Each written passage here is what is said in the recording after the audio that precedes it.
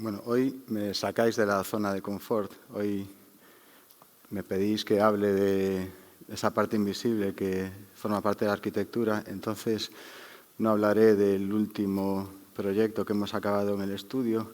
Tampoco mostraré la última obra finalizada. Y desde la parte de la docencia tampoco me iré a esa zona de confort de explicar cómo construir arquitectura hoy en día. Hoy, entonces, no hablaré ni del qué ni del cómo. Hoy hablaré del por qué. Por qué hacemos los proyectos como los hacemos en nuestro despacho. Y para eso, sin imágenes de escudo y teniendo que contar algo invisible, voy a contar algo que nunca había contado. También es una parte de eso que forma parte de tu aprendizaje personal, ¿no?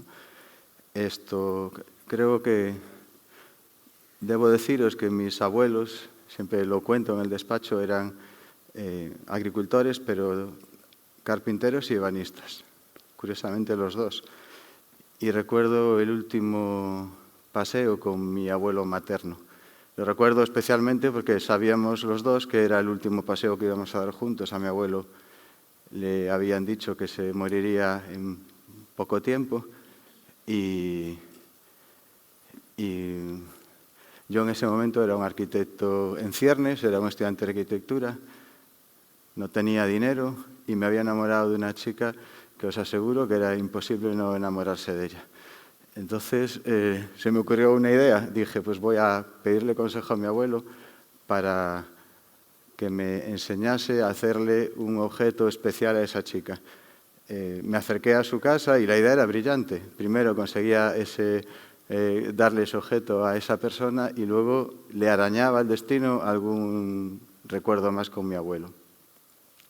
Se lo conté y mi abuelo se levantó con muchísimo esfuerzo. Yo creo que los 30 pasos que dimos para él debieron de ser como 30 kilómetros, pero me dijo que lo acompañase. Y yo creí que me iba a llevar a su banco de trabajo para enseñarme dónde tenía esas plantillas de ebanista o para decirme dónde escondía sus herramientas más preciadas, las más delicadas, las gubias que escondía de los nietos para que no se las estropeásemos. Pero no, me dijo que fuéramos afuera, al exterior, a un patio, a una huerta en la que había un árbol que para mí era algo casi desgarbado, os diría. Era un árbol no muy grande, con un tallo, os diría que, podría decir que ridículo, porque eran como 10-15 centímetros, pero me explicó algo muy importante. Me dijo que ese árbol era un buxo, era un boj, era un árbol de un crecimiento realmente lento, pero que esa paciencia, esa lentitud, era lo que lo convertía en una madera especialmente valorada para los ebanistas, para cuando querían tallar. Me explicó más cosas de cómo cortar, cómo se secaba, pero lo que sí recuerdo, volviendo, era una frase que me dijo, que es que él ya no iba a usar el árbol y que quedaba a mi elección, quedaba yo encargado de cortar el árbol cuando creyese que era el momento.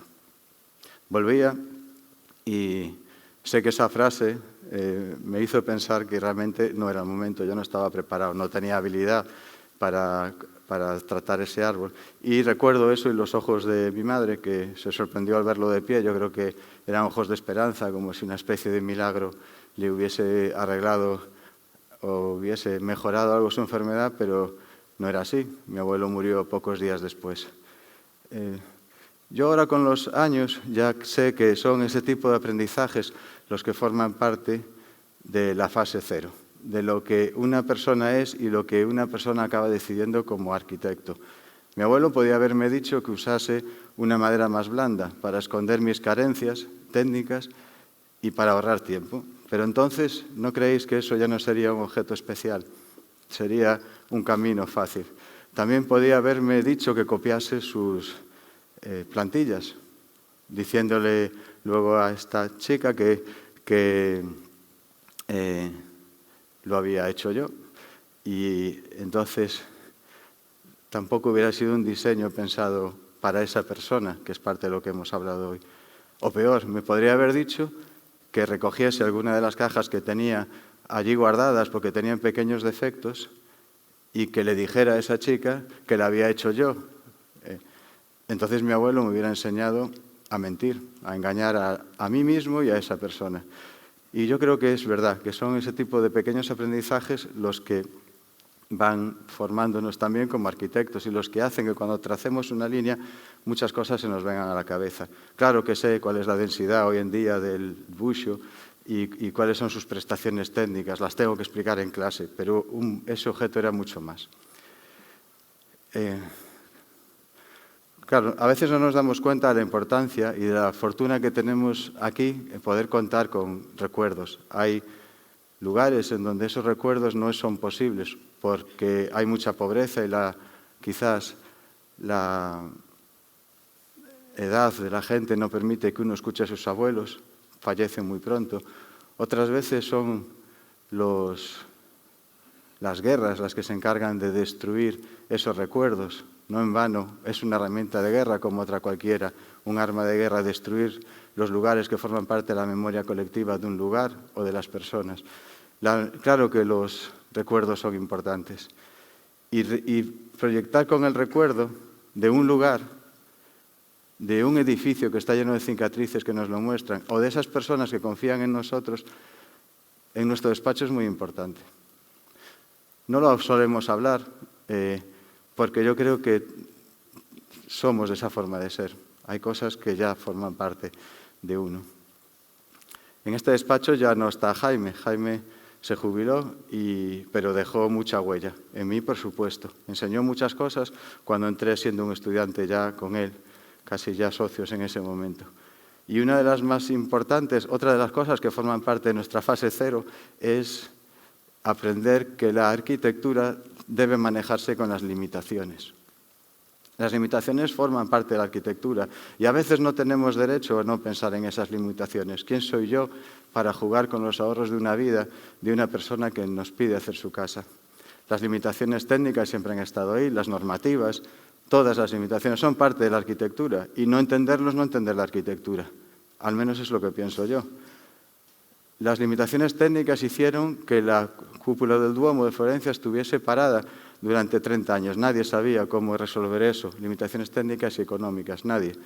Pero alguien luchó contra esas limitaciones, Brunelleschi solucionó, además económicamente, ese reto y creó uno de los objetos más bellos de la arquitectura. A veces, incluso las limitaciones son lo que crean la belleza. La laguna de Venecia es una limitación increíble, obliga a pilotar cada vez que alguien quiere construir, obliga a luchar contra las mareas, obliga a muchas cosas, pero esas limitaciones han hecho que Venecia sea una de las ciudades más bellas del mundo. Así que el aprendizaje que en esta ocasión dejó Jaime para los que todavía seguimos en el despacho en relación a las limitaciones es que hay que buscar la arquitectura entre esas limitaciones. Las normativas están, claro que sí, pero hay que buscar la arquitectura, ahí está. Yo creo que, a pesar de lo que os acabo de contar, que tiene algo de personal, ahí no hay todavía mucha arquitectura. Yo aprendo a conocer un lugar, aprendo a escuchar a la gente y es un dato. Aprendo a luchar contra las limitaciones y nos esforzamos permanentemente en el despacho en ser personas con una alta capacidad técnica, pero ahí tampoco vamos a conseguir la arquitectura. La arquitectura con mayúsculas, la que conmueve, porque esto es quizás la otra pata que quería explicaros hoy. La arquitectura aparece cuando uno es capaz de generar sentimientos, pero es que esto es tan difícil de explicar que yo personalmente, no lo explico. ¿Cómo vas a explicar cómo os voy a explicar lo que yo siento cuando veo ese árbol? ¿No? Los sentimientos se sienten. ¿Cómo os voy a explicar lo que alguien siente cuando te dicen que la persona que más quieres del mundo podría morirse? ¿Y cómo voy a explicar? Pues tantas y tantas cosas. ¿Cómo voy a explicar lo que siente un padre cuando abraza a su hijo recién nacido por primera vez? Y ahí también, en esos sentimientos hay arquitectura. A veces hay un lugar que te conmueve por lo que has vivido, otras veces hay un lugar que te conmueve porque sabes lo que ha significado en la historia. Y la búsqueda de ese instante invisible, que todo lo cambia, creo que es realmente lo que convierte a la arquitectura en algo especial. Y de verdad que sí, de verdad que cuando consigues crear no solo un objeto útil y firme, sino un objeto que transmite belleza y transmite sentimientos, creo que eso convierte a la arquitectura en algo maravilloso. Y espero haberos transmitido que la búsqueda de esa belleza no está reñida ni con el conocimiento técnico, ni con aceptar las limitaciones de la profesión, claro que no. Vale. Bueno, os decía que es difícil contar eso, no lo solemos hacer. Hoy, como se nos pide, pues os contaré algunas de esas búsquedas que hay o de esas sensaciones que intentamos crear. Cuando nos pidieron que fuéramos a recoger el premio Archicinc a París, Archicinc, pues la verdad es que me sentí muy fuera de lugar. Allí había estudios con 2.500 empleados y este tipo de perfiles. Y les hablé del material, les hablé de las estrategias paisajísticas para ocultar ese taller y no les hablé de lo más importante para nosotros, que era conseguir una atmósfera, un sentimiento de paz y de tranquilidad en esas religiosas que habían confiado en nosotros para producir productos artesanales. Cuando nos dieron el primer premio en Campo Lameiro, nos pidieron que habláramos de él, el Ayuntamiento de Campo Lameiro, incluso en clase suelo hablar de cómo se produjo esa ampliación, cómo eran los detalles de madera, para demostrarle a los alumnos que uno puede construir en madera sin preocuparse del paso del tiempo, pero no les contamos lo más importante, porque la verdad es que tampoco uno sabe si quien escucha lo va a entender, o porque si no lo ha vivido tampoco a lo mejor lo va a entender. Lo importante en ese proyecto era recuperar el recuerdo de los mayores del lugar que se había perdido y que era el volver a usar la carballera, esa carballera en la que ellos, ya muy mayores, se habían criado. Cuando nos dieron el premio Grandarea por Albanta, solemos hablar de la madera termotratada y de ese ejercicio de interiorismo, muy discreto, por cierto, pero no le contamos lo importante, que ahí buscábamos crear un recuerdo con el olor también. O cuando nos dieron el Grandarea por Montalvo, especialmente a los alumnos también les suelo explicar cómo esa vivienda es capaz de convivir también con el clima, con el medio en el que está, que es capaz de enfriarse sola en verano y calentarse sola en invierno. O el espacio de los presos de Armenteira, este sí que está especialmente lleno de simbolismo por todo lo que ahí ocurre. Hablamos de cómo hemos creado ese joyero que acoge los dibujos de los presos de la Guerra Civil, pero lo que para nosotros era muy importante era saber transmitir la atmósfera de opresión, de maltratos y de mucha hambre y sobre todo de oscuridad que el señor Castellá, el último superviviente de ese campo de concentración, nos contó. En el estudio ya sabéis entonces cómo es parte de nuestra fase cero. Respetamos mucho el lugar y la memoria de la gente.